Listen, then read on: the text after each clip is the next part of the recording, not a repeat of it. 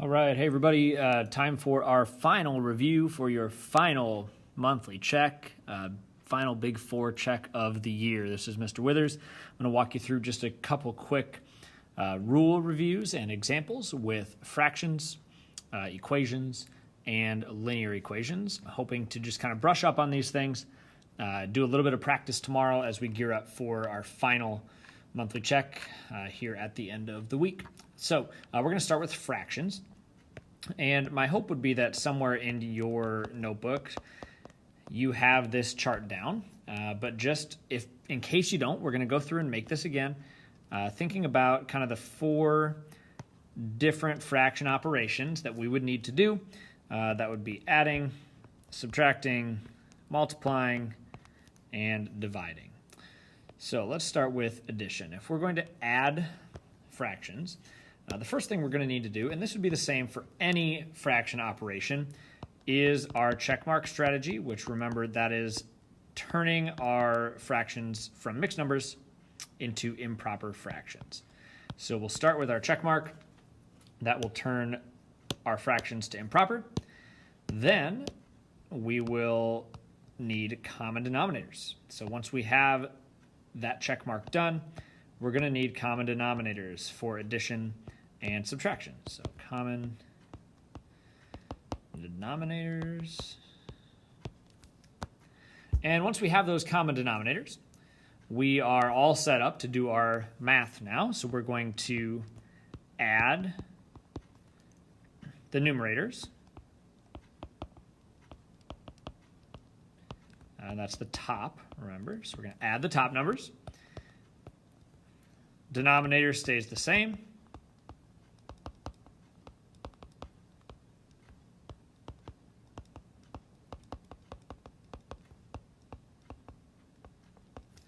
And finally, we will simplify. And that should be the last step of any fraction problem that we do, is to simplify. All right, so that would be our addition strategy. Subtraction is going to be very, very similar. When we subtract, we're going to start with our check mark.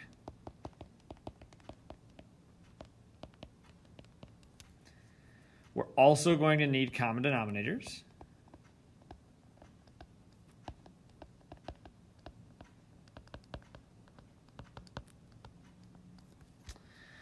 And in this scenario, we're going to subtract the numerators. Obviously, this is a subtraction problem. Now, if you're someone who prefers to do keep, change, change, and just turn it into an addition problem, you can. Otherwise, if you just subtract, we're going to say just subtract top and keep the bottom. Since we already wrote numerator and denominator in the addition column, you can see those are going to be the same. And our last step always is to simplify. So you can see the similarities here between addition and subtraction. The only difference being that we will either add the top of our fractions or we'll subtract the top of our fractions. Now let's take a look at multiplication. So just like our others, we're going to start with our checkmark strategy. And remember, this is super important because it allows us to turn those mixed numbers into improper fractions. So we're going to checkmark. We do not need common denominators. This isn't really a step, but I like to write it down just to help myself remember that I don't have to do this to multiply or divide. So no common denominators. I'll just say common denom, you know what that means. All we're going to do for a multiplication problem is multiply straight across. Multiply straight across.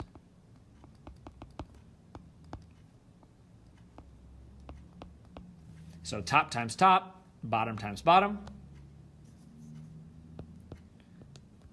We're going to check our integer rules. So we got to decide, is it a positive or a negative answer? And last but not least, of course, we need to simplify. So pretty simple steps here. Check mark, no common denominators needed. Multiply straight across. Check to make sure we know if it's positive or negative. and then simplify. And our last one here is division. This is going to be almost exactly the same. So step 1 is the same. Step 2 is the same. We're going to put one new step in here, and that is keep, change, flip. So we're going to keep that first fraction. We're going to change the sign from division to multiplication, and we're going to flip that second fraction over. Then we move forward with multiplying straight across, checking our integer rules, and simplifying. So we really just have to be careful that we get that middle step added in there, keep, change, flip. Otherwise, we are pretty much just doing a multiplication problem. And the reason is keep, change, flip changes our problem from division into multiplication, so we can just follow the exact same rules. So I'm going to have you pause here, make sure that we get these notes down somewhere, or if you have them in your notebook, that you found them, that your notes still look the same, that they look this way. So you have your tricks, you have your notes that you'll be able to use on the final later this week. So go ahead and pause, and then come back and click play when you're ready to check out an example.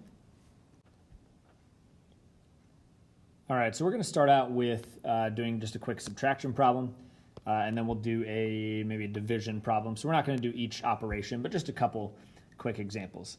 So let's start with something like 1 1/8 minus 3 5/6.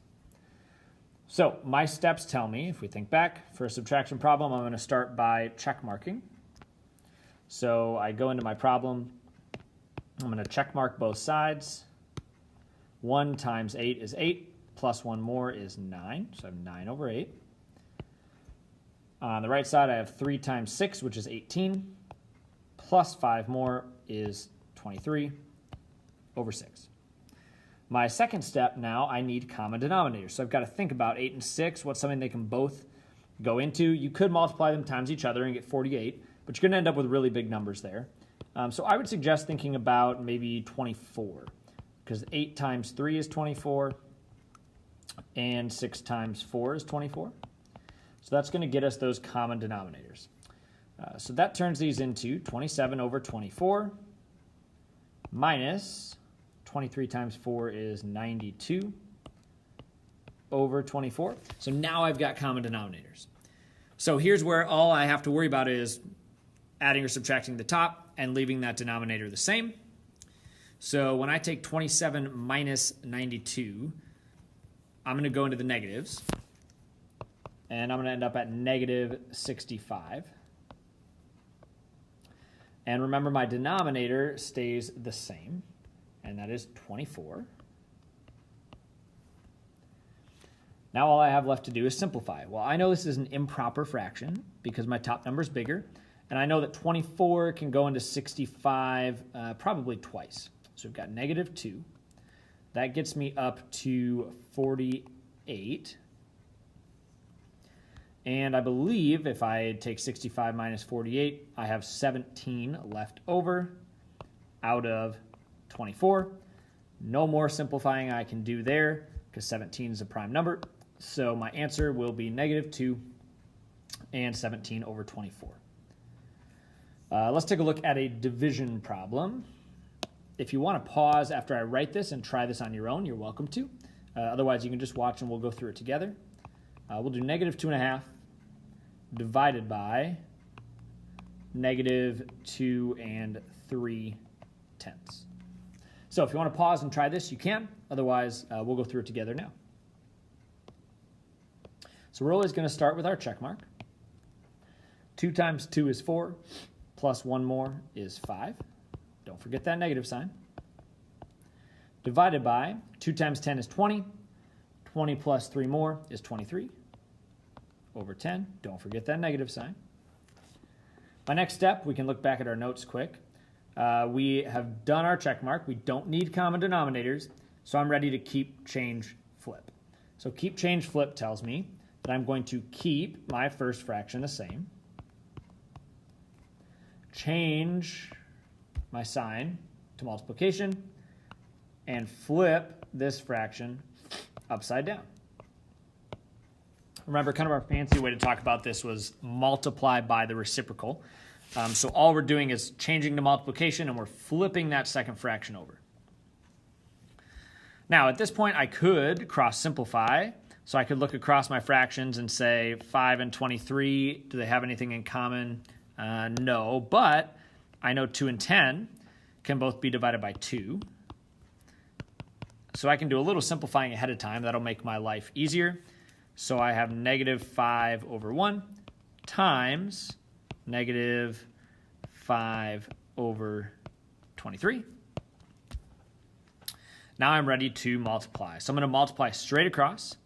5 times 5 is 25. 1 times 23 is 23. Now I'm going to check those integer rules. Remember, that's our fourth step here. Check integer rules. I have a negative times a negative. We know those negatives cancel out, so we end up with a positive answer. So I'm going to leave 25 over 23 as positive. And my last step would be to simplify. I know 23 goes in here one time with 2 left over. So my final answer should be 1, positive 1, and 2 over 23. Go ahead and pause, ask any questions that you have here, and then we're going to move on to solving equations. All right, so you'll remember solving equations. We've been doing this all year. When we solve equations, we have one goal in mind. And our goal is always to get the variable alone. Get the variable alone. Now, you'll remember in going for that goal, we have a few kind of guidelines and rules that we like to follow, or that we need to follow as we go through these problems. So a couple rules. Number 1, we want to simplify both sides of our equation as much as possible. Simplify both sides as much as possible first. So just the first thing we're going to do is go through and simplify both sides of our equation as much as we possibly can. Second rule we want to think about: to get rid of something in our equation,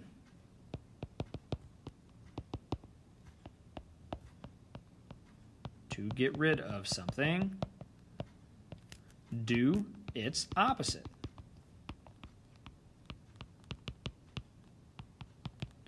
Do its opposite. So if I want to get rid of plus 5, I subtract 5. If I want to get rid of divided by 5, I multiply by 5, and so on. And our third rule, last one, always do the same to both sides.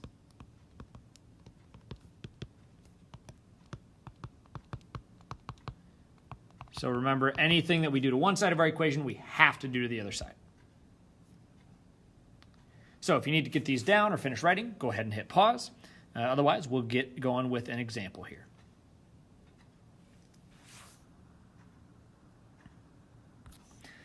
All right, so our example is going to be, let's go 2x minus 3 times x minus 6 equals 6x plus 8. Start there. So we're going to start by, remember, we always draw our line through our equal sign to kind of split this into 2 halves so that we know we're keeping both sides balanced. And remember, our first rule, we're going to simplify as much as possible on both sides. So if I look on the right side of this, I can't simplify it all there. 6x plus 8, that's already as simple as it's going to get for now. So the left side is where we're going to start, and that needs to start with our distributive property.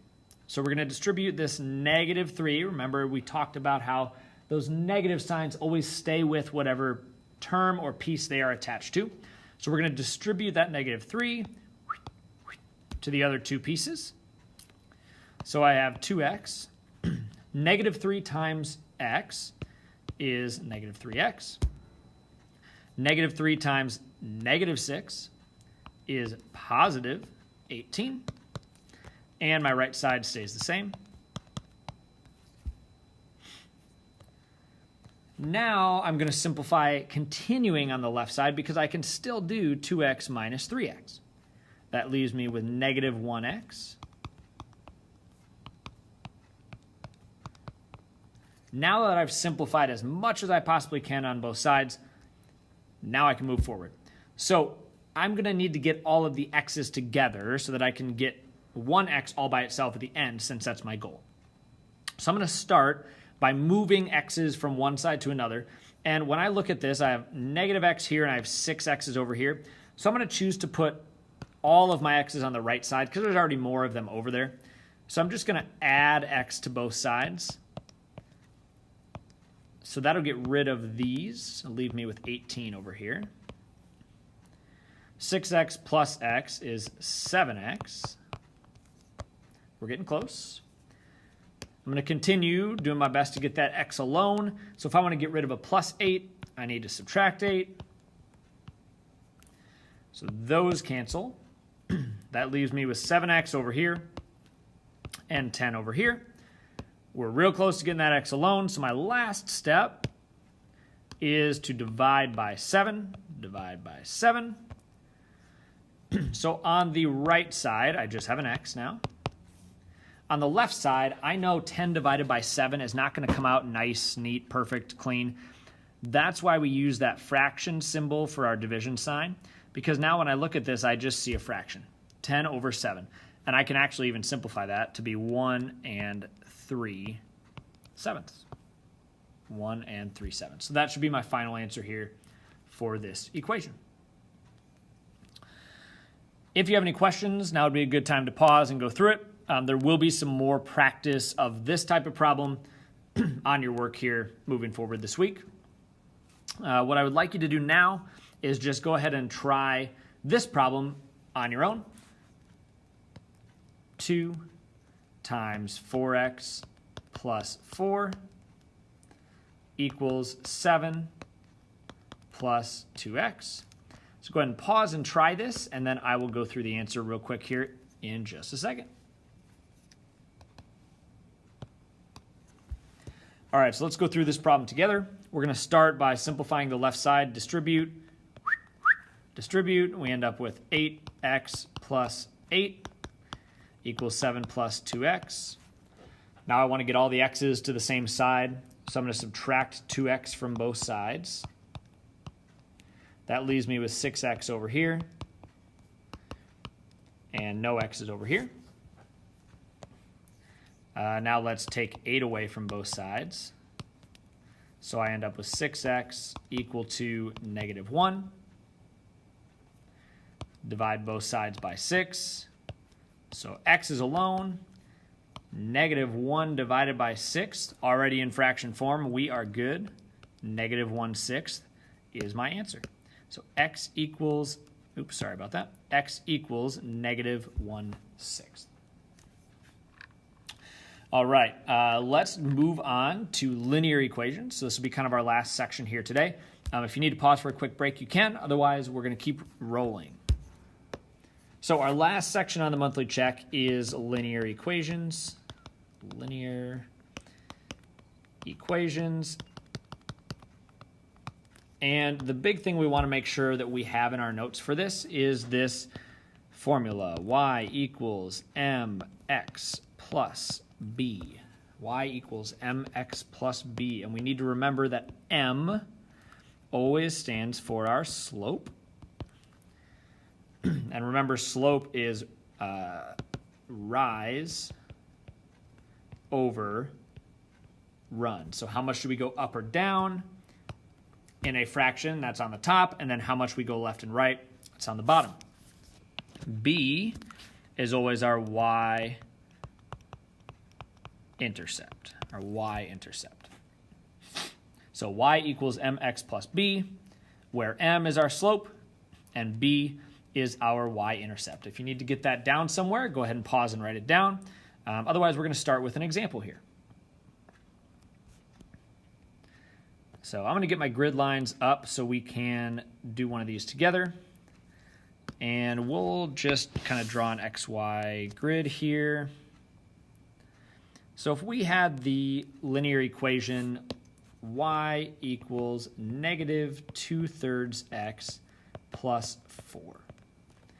In this equation, I know my slope, or m, is negative 2/3.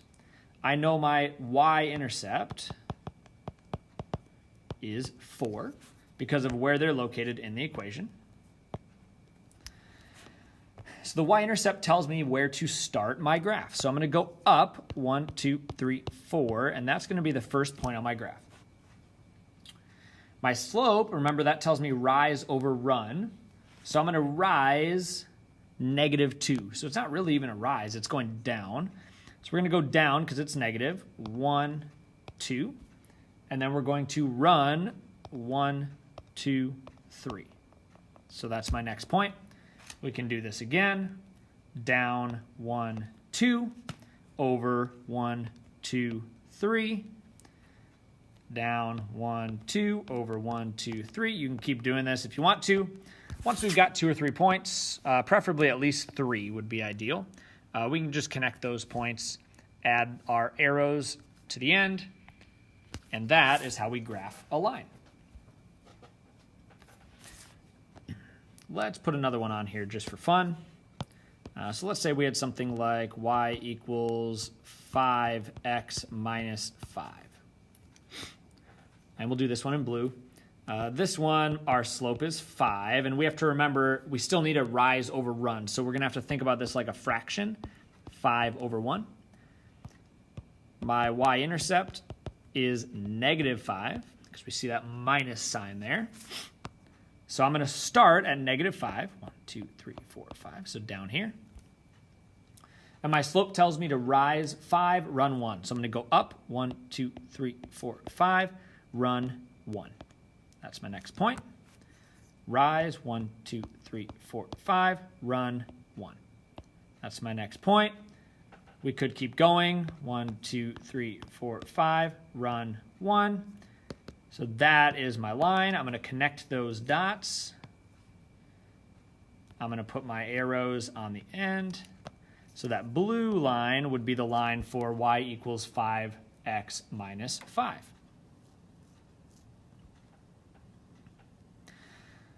Our last example, and something that you would be asked to do on that monthly check, is going to be something like this. So this would be a scenario where I give you a graph, and I ask you to write the equation. So let's say that, let's do this one in orange. Let's say that I gave you this graph and said, can you write the equation for this graph? Well, there's going to be 2 pieces of information that we have to have. We're going to need our slope, and we're going to need our y-intercept. So the y-intercept is pretty easy to find. It's right here because we're just looking for where that graph touches the y-axis. So that is at 1, 2, 3. So I know my y-intercept is 3. To get my slope, though, I'm going to need to find another point on my graph. And I want to find something that falls nice and neat on a grid line. So like this would be a good spot because it falls right where those lines crisscross. We could also go maybe down here if we wanted to. And all that I have to do to find my slope is count to get from one point to the next, moving from left to right. We always do this from left to right.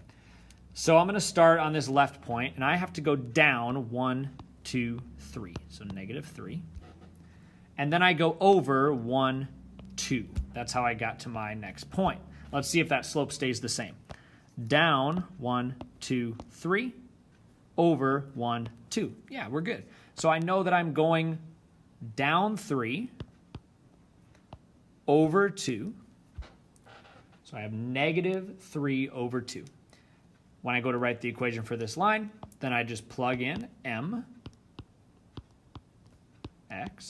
plus b. So y equals mx plus b. I know m is my slope. I know b is my y-intercept. So I can write the equation for this line. So this would be what you're asked to do on the linear equations. Just you've seen these problems before, just like we've done previously in the year. All right, so hopefully that kind of clears things up, refreshes your memory on our monthly check skills. The only other skill on this monthly check is integers, which I feel like we're still pretty good at. So there's no review for that here. But as you work throughout the rest of this week, just reviewing and practicing, make sure that you brush up on all 4 of these skills so that we can do really well at the end of the week on this final monthly check for all of us. So I hope you're doing well, everybody. Hope this helped today. If you have any questions, feel free to ask the sub, and we will keep rolling with practice on these big 4 skills. Have a great day.